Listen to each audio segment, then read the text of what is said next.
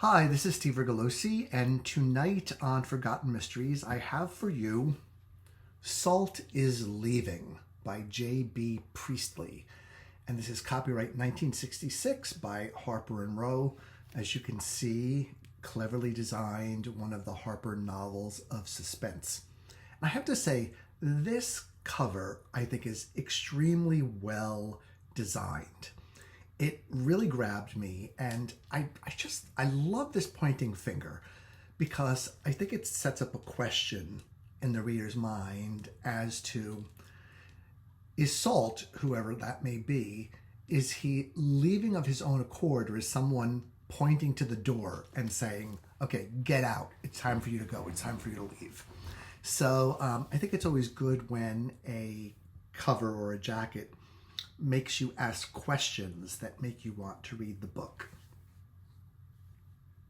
So a little bit about J.B. Priestley is he was a very well-known literary figure of much accomplishment. He was a playwright, an essayist, a columnist, a novelist, sort of a bon vivant, extremely well-known. And his books really were not mysteries. This seems to be the only one.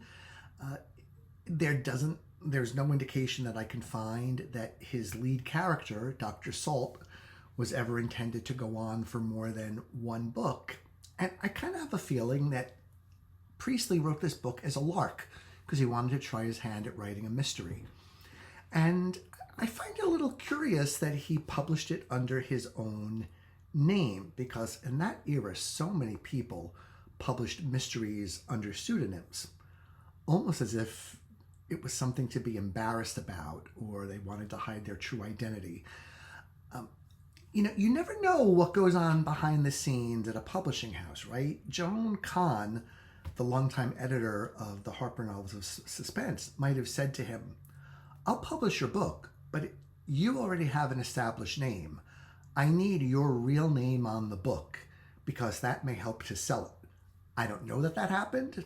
I could have just made that up, but it's possible. Like I said, there's all sorts of things going on behind the scenes between writers and editors and agents and publishing houses that the world doesn't get to see. And I'm here to reveal some of those secrets when I can, although I have no inside knowledge of the history of this book. I'll give you the story in a nutshell, a little plot summary. Is Dr. Salt lives in a small town, not small, let's say a medium-sized town in England. And this small town is sort of a suburb of a larger town called Berkden that isn't one of the great English cities, like Manchester or Birmingham, and certainly not London. But it's kind of on its way up and has some economic vitality about it and a growing population. And Dr. Lionel Humphrey Salt just wants to get the hell out. He's not happy where he is. And the book begins with him basically saying, I'm closing up shop. I'm getting out of here. I'm leaving the country. I'm going to go practice elsewhere. Because he just doesn't really like England, and he doesn't like where he is, even though he is an Englishman. However, before he goes, he is hell-bent on finding out what happened to a patient of his by the name of Noreen Wilkes. So Noreen's story is that she has a kidney disease that Dr. Salt has been treating successfully. But for her to continue living, she has to undergo a treatment weekly or every 10 days. And he gives her sort of travel papers for her to travel with so that she ever finds herself not in her hometown or not with access to him, she can go to another doctor and say, here is a letter from my physician telling you what needs to be done to give me my kidney treatment and to keep me alive. because it is stated numerous times in the book that without this treatment, she will die. And as the book opens, he is convinced that she is dead because he hasn't heard anything from her for weeks. And there's sort of an intertwined plot here in that at the same time, the sort of shy and retiring owner of a small bookstore goes missing. And his daughter, wants to find him because he is nowhere to be found. This kind of behavior, disappearing, is certainly not characteristic of him. She's quite worried about him, and in her search for her father, Maggie ends up kind of working in tandem with Dr. Salt because somehow the two disappearances seem to be linked. So that is the overall plot of the book. And I have to say, there are certain plots that just ring my chime. I love a missing person plot because you can do so many different things with it, right? The possibilities are almost endless for revealing what happened to that person or did not happen to that person. There are so many reasons that can be cause for such great surprises or revelations. So I tend to like a missing person's plot. So when I started reading and I realized that this was happening, I thought, oh, good, this is one of the plots that I like. However, and this is a big however, I have to say, overall, I did not care for this book. And I can tell you the reason in a nutshell.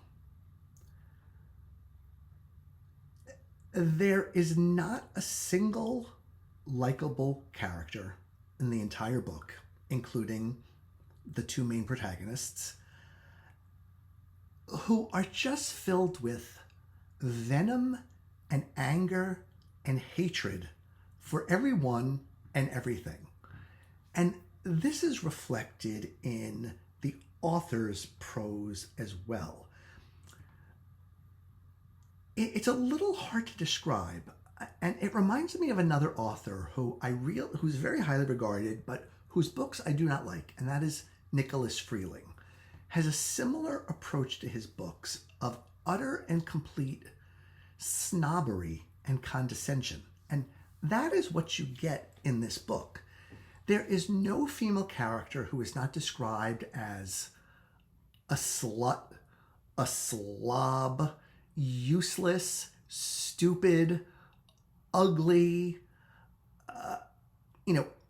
just every negative quality you can have is attributed to every woman in this book. And men are treated the same way. They are either sort of full of themselves jerks, or not particularly interesting, or not particularly well educated. And that whole sense of negativity has a halo effect on the entire book, because it's not only people who are looked down on and hated. It is their clothes. It's where they live. It's the city they live in. It's the way they talk.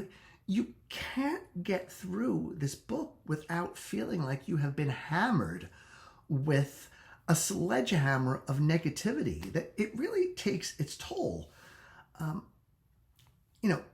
Call me crazy.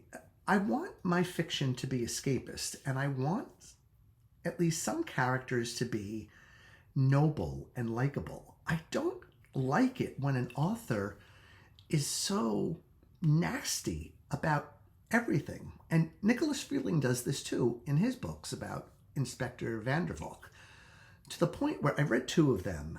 I'm going to give him one more try, but I think that will then be the end of it, because I can't take this utter snobbery.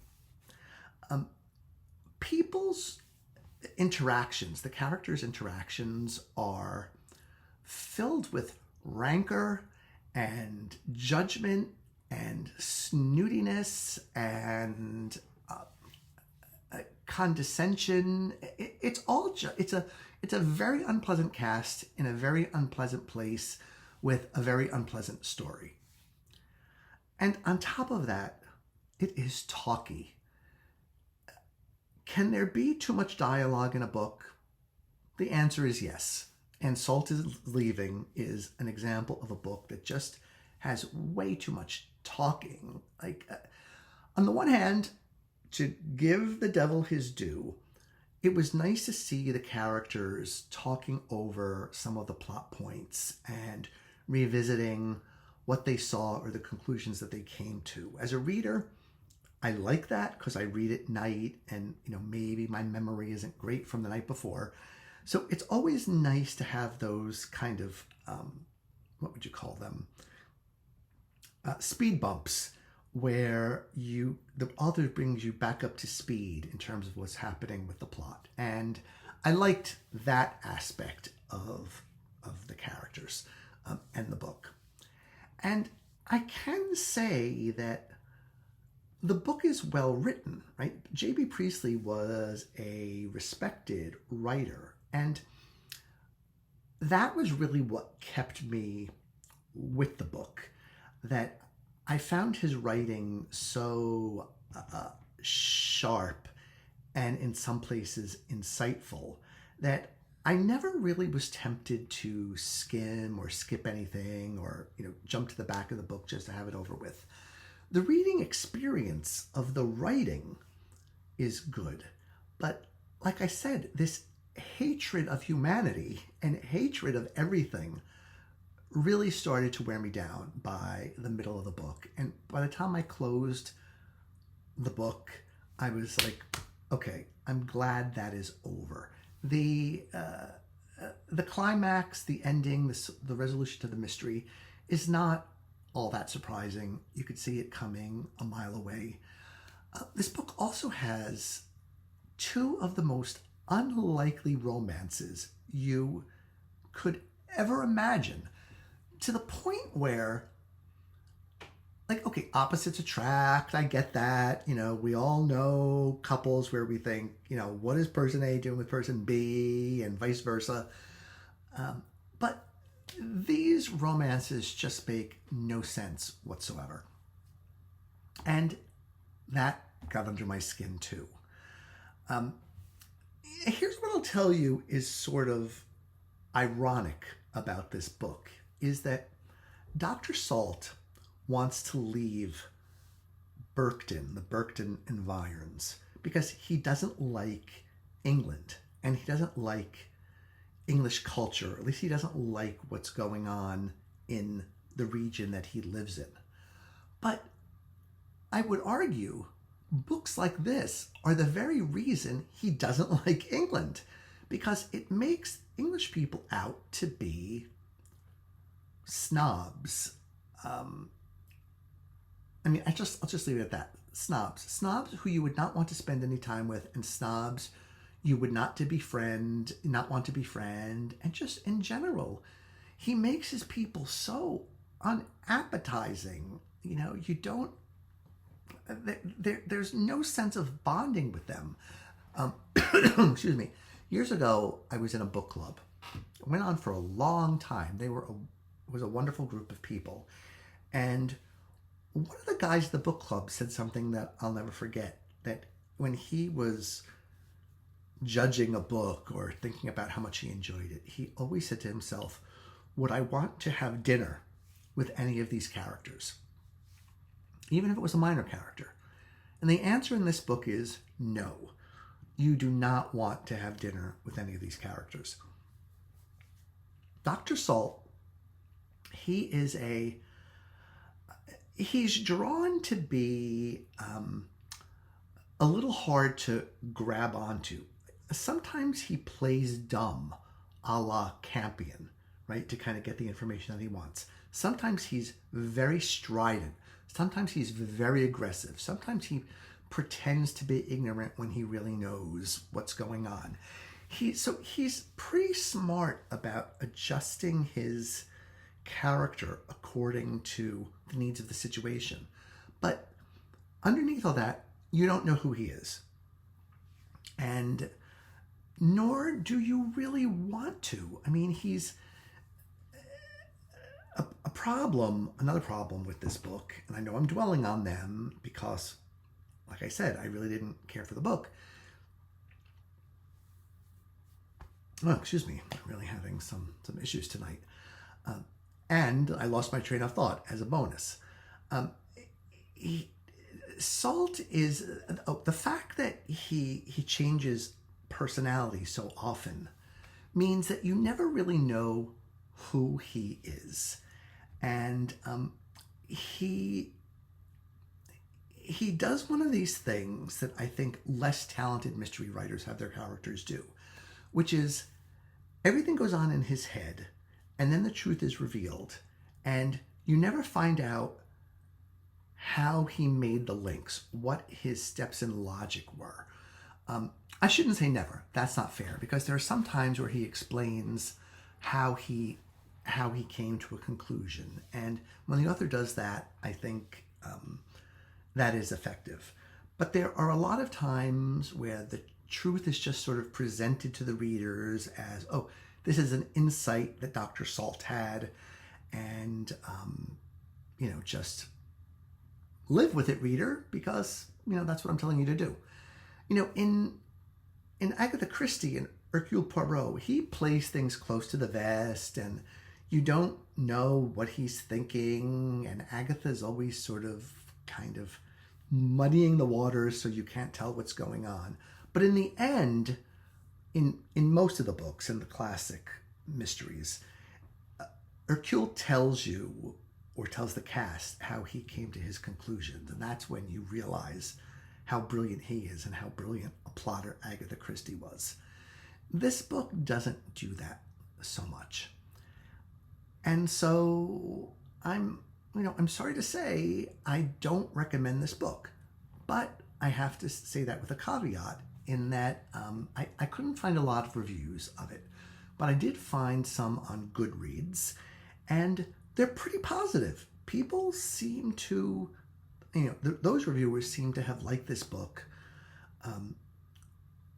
a good amount, or, have really liked it. So, I may be in the minority on this. Maybe Priestley just, hit my trigger points of things that annoy me.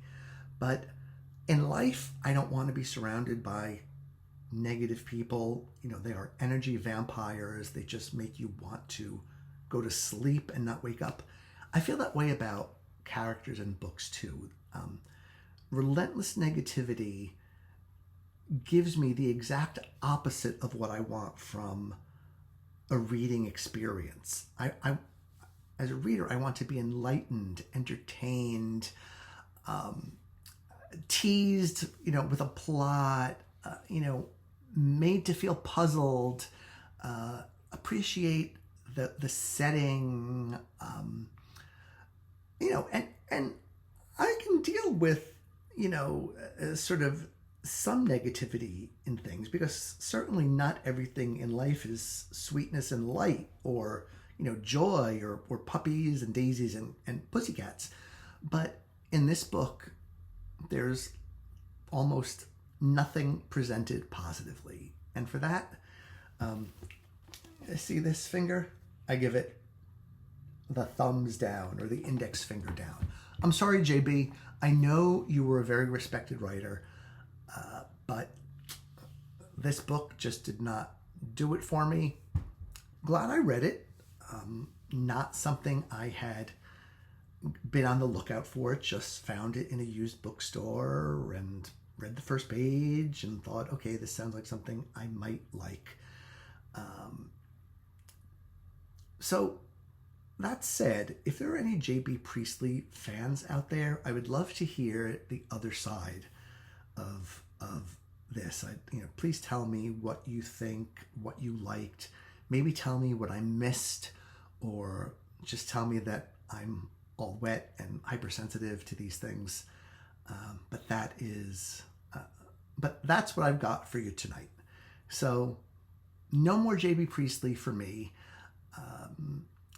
And I'll be back next time with another review of A Forgotten Mystery. And I really hope that I like it better than I like this one, because I did not like this one, in case you hadn't figured that out. Okay, thanks everyone, and have a good night. Bye.